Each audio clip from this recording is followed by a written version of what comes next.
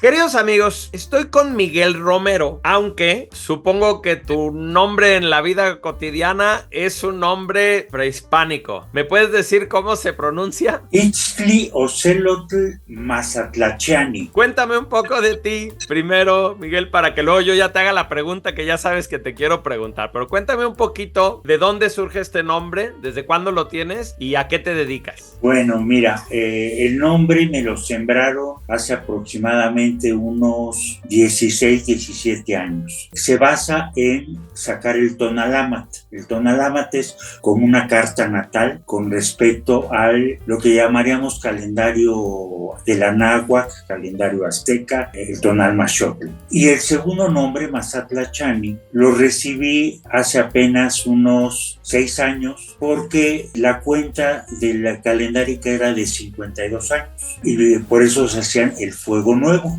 Ceremonia muy importante, porque cada 52 años se vuelve a repetir, como quien dice, termina la cuenta y empieza de nuevo. Entonces recibes un segundo nombre a los 52 años, solo que yo empecé ya un poco grande en este camino y me esperé hasta los 65, 52 más 13, 65. ¿Qué significa Itztli-Ocelotl? Jaguar de obsidiana, acechar y cortar haciendo introspección, o sea, cuestiones de fallas internas, broncas personales, acecharlas y cortarlas. Y Mazatlachani es Mazatl, es venado, Tlachani es el que observa, el que vigila. Entonces, soy un venado que observa y vigila, pues, la vida y las cosas que están pasando, ¿no? Y entonces, pues, de alguna manera se complementan mis dos nombres, ¿verdad? Sí, siento que ambos son una invitación a ser un observador, ¿no? Uno es más de un mundo interno y el otro de un mundo externo. Pues Así entonces, a ver, Itztli-Ocelotl, yo soy Cuautli. Me da mucho Cuautli. gusto conocerte. Nos presentó mi tío Tony Méndez y yo lo que quiero preguntarte, estoy haciendo una serie de entrevistas que tienen que ver con conocer las distintas tradiciones religiosas del mundo, pero de pronto me surgió la inquietud de si no hubieran venido los europeos a conquistar nuestro continente, ¿cuál sería nuestra religión? ¿Cuál sería lo normal de toda esta parte del mundo? Y me dijeron que te gusta el tema. He investigado bastante, he leído mucho. Tengo un ancestro, Ignacio Romero Vargas Iturbide, que él escribió muchos libros muy interesantes. Moctezuma el Magnífico, que son 3 tomos, o La Conquista o la Invasión de la náhuatl. Claro. Los gobiernos socialistas de la náhuatl y la organización política de los pueblos de la náhuatl. Entonces, esta información ha sido muy valiosa y es dentro de lo que llamamos la mexicanidad, es como diríamos la Biblia. Sí, o sea, sí. es un analogismo, aunque aquí nunca se dice que es la palabra de Dios. Está escrito por hombres con las investigaciones y conocimientos del humano. Claro. Interpretando, y todo lo que se escribe aquí no se dice que sea palabra de Dios, ¿de acuerdo? Me queda claro. Sería entonces correcto hablar de mexicanidad. Podríamos usar ese nombre para referirnos no a una religión, sino a una cultura. ¿Es correcto? Correcto, mira, se utiliza en náhuatl el concepto mexicayotl o también toltecayotl, la toltequidad o la mexicanidad, porque el conocimiento es muy ancestral, no lo crearon los mexicas tenochcas, sino viene desde más anterior, y los toltecas fueron los que le dieron un gran auge a la toltequidad, al conocimiento. Los mexicas lo retoman y le podemos llamar también mexicayotl o toltecayotl, ¿verdad? Ok.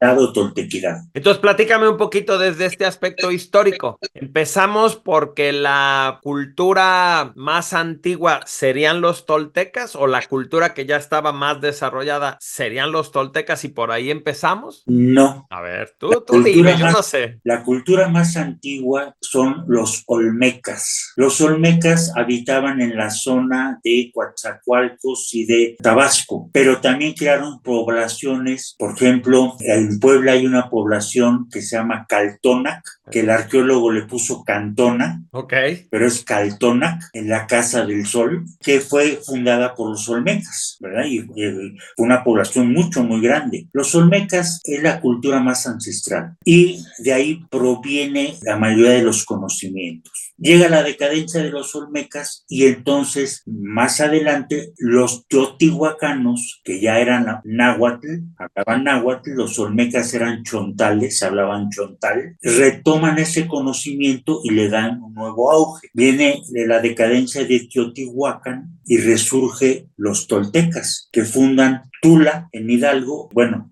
Hidalgo de un lado, y Tulancingo, la pequeña Tula, que también está en Hidalgo, ¿verdad? Por otro lado, también tenemos a los pueblos mayas, que también manejan el conocimiento y lo han incrementado, pero tienen muchas cosas en común. El calendario, tanto maya como náhuatl o tolteca, olmeca, son 18 veintenas y 5 días que en agua le llaman Nemontemi, lo que falta por vivir. Okay. Eran días de descanso y de hacer introspección. Cuando viene y imponen el catolicismo, nuestros pueblos toman la Semana Santa como si fueran los Nemontemi, días de descanso, de introspección y de no se trabajaba y de hacer una revaluación de la vida. En la actualidad, pues ya nada más son vacaciones, ¿verdad? Sí, sí, sí. Que seguramente en muchas tradiciones religiosas tienen sus días festivos en el sentido de una invitación a estar presente y hacer introspección, pero que quienes dentro de esa religión no sean muy ortodoxos, pues seguramente los han de ver igual como, bueno, pues ya vienen los días de vacación, ¿no? Y no lo toman. Sí. Entonces esto ya tiene más que ver con los seres humanos. Ok, entonces si te estoy entendiendo bien, tanto el desarrollo de la cultura maya como el de estos otros pueblos sí eran compatibles. Había una visión similar de la realidad. Es correcto. México tiene actualmente todavía 62 lenguas indígenas: purépechas, otomís, chontales, zapotecas, mixtecas, totonacos, náhuatl, pero todos tenían una cosmovisión y un calendario que lo manejaban todos con la misma, había una comunicación de conocimiento, con algunas variaciones, claro. Pero el fondo, lo básico era común. Aquí atrás yo tengo la piedra del sol. Sí. Sería el calendario de todo Mesoamérica, ¿no? Entiendo que se utilizaba o se conocía. Y a eso es a lo que te refieres, con que se compartían este conocimiento, aunque tuvieran sus visiones diferentes en cada zona. Pero había una compatibilidad en la forma de ver el mundo. Y también en la organización política. Se gobernaban de manera similar. En el náhuatl es el calpulli. Okay. Calpulli sería el barrio.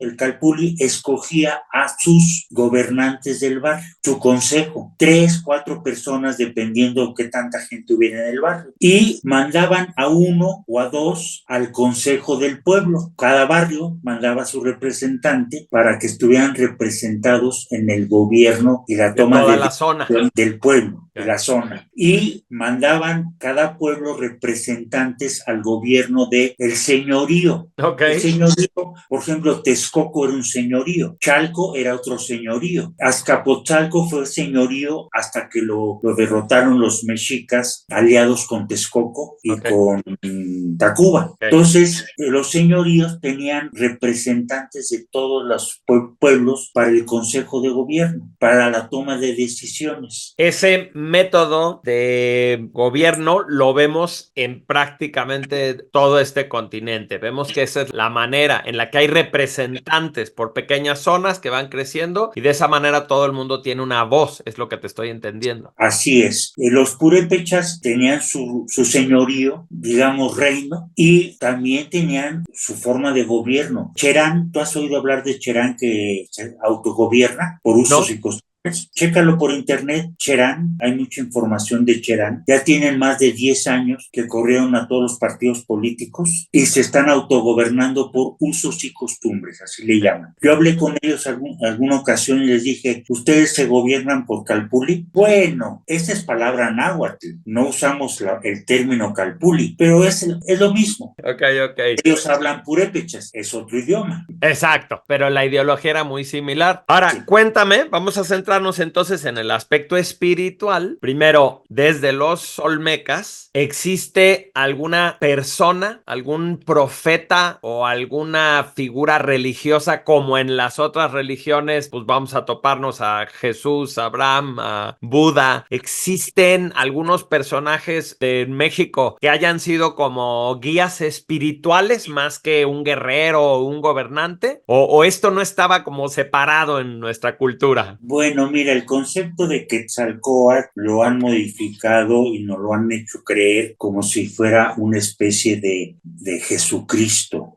Acatopilsin Quetzalcóatl, que estuvo en Tula y fue gobernante de Tula. Y después emigró con gente de Tula y fundaron Chichén Itzá. Bueno, la segunda etapa de Chichén Itzá, porque tiene su etapa antigua tipo maya y donde está el castillo de Chichén Itzá es tipo náhuatl. Bueno, Quetzalcóatl era un grado de conocimiento. Quetzalcóatl es sabiduría, la serpiente hermosa que se eleva, sabiduría, conocimiento. ¿Y sabes dónde se estudiaba para hacer Quetzalcóatl? ¿En dónde? En Cholula. Ok. Ahí está Calmecac. Ahí estuvieron Netzahualcoyotl, Tlacaelel, Moctezuma, Ilhuilcamina, el primer Moctezuma, que llegó a ser también Tlatoani, y estudiaron para llegar a ser Quetzalcóatl. ¿Sabes dónde se estudiaba para llegar a ser un Huitzilopochtli? ¿No? Tenemos un lugar que le pusieron los españoles Churubusco, cerquita de Coyoacán. Ahí era Huitzilopochtli, el lugar de Huitzilopochtli, y ahí se estudiaba para ser un Huitzilopochtli, alguien de voluntad inquebrantable. Estamos hablando entonces más bien de estados del ser. O sea, para tratar de ligarlo, iba a decir hay mucha discusión, pero no la hay. Jesús se le da el grado de el Cristo, no se apellidaba Cristo. Buda, pues su verdadero nombre era Siddhartha Gautama. Buda es el grado o el estado al que él accede. Por eso hay otros Budas, no es el único Buda. Entonces tú me estás diciendo que en este sentido Quetzalcóatl es un estado de nuestra conciencia, una posibilidad. Y hay quienes han alcanzado el estado de Quetzalcóatl. Correcto. Netzahualcoyotl también fue un Quetzalcóatl. Y Tlacaelel, que fue Cihuacóatl, o sea, alguien que apoyaba a los tlatoanis, también fue un Quetzalcóatl. Entonces déjame, nada más, quizás aquí hay algo muy peculiar. Me da la impresión de que en nuestra actualidad es como muy clara una figura religiosa, de una figura política, de un soldado del ejército, y pareciera que en esta cultura de México, una persona tenía que ser como un balance entre estas actividades. Era un gobernante, tenía que saber de espiritualidad, tenía que ser un buen gobernante, tenía que ser un buen soldado, como romper un poquito esta noción de que son cargos separados, como si se esperara de que una persona íntegra tuviera un balance entre estas realidades. ¿Tiene sentido eso? Por supuesto. Mira, los españoles criticaron mucho a Moctezuma Xocoyotzin, el que conocieron, porque dijeron, no sabía ni lo que quería en su vida, porque un tiempo fue sacerdote, también fue general del ejército y terminó luego de gobernante. O sea, no sabía lo que quería en su vida. No es cierto. Se preparaban en muchos aspectos para poder tener un conocimiento amplio de todo lo que es la vida, lo espiritual, en la lucha, en la guerra y el gobernar. Entonces, Moctezuma se preparó de muchas formas para que pudiera ser elegible. Y el consejo lo escogió a él cuando murió el anterior, a Huizotl, y escogen a Moctezuma Xocoyotzin. Lo escogen a él porque estaba muy bien preparado, con mucho conocimiento de muchos aspectos de la vida. Me encanta, porque entonces es un concepto como de qué significa ser un hombre sabio, y en ese sentido no estoy desconectado de los aspectos sutiles y espirituales de la realidad, ni estoy desconectado de los aspectos carnales y vitales y de la cotidianidad. Y esa es una invitación, no quiero decir exclusiva de la mexicanidad, porque en realidad si nos vamos hasta Egipto, por ejemplo, también era costumbre que el gobernante tenía un tema espiritual al mismo tiempo que era el líder del ejército y así. Pero sí es interesante que hoy en día no vemos eso, lo vemos completamente dividido, ¿no? Este es el experto de la espiritualidad, pónganmelo para acá, y que no se meta a esto que es la política, y que no se meta a esto. De pronto tiene sus beneficios, nos ha permitido darle a cada quien su lugar, pero también tiene sus maleficios, porque nos perdemos de ese balance natural que implica ser una persona más completa. Dame permiso de hacer un corte en este momento para que continuemos con la entrevista y platiquemos más de estas creencias fundamentales, ¿sale? Muchas gracias.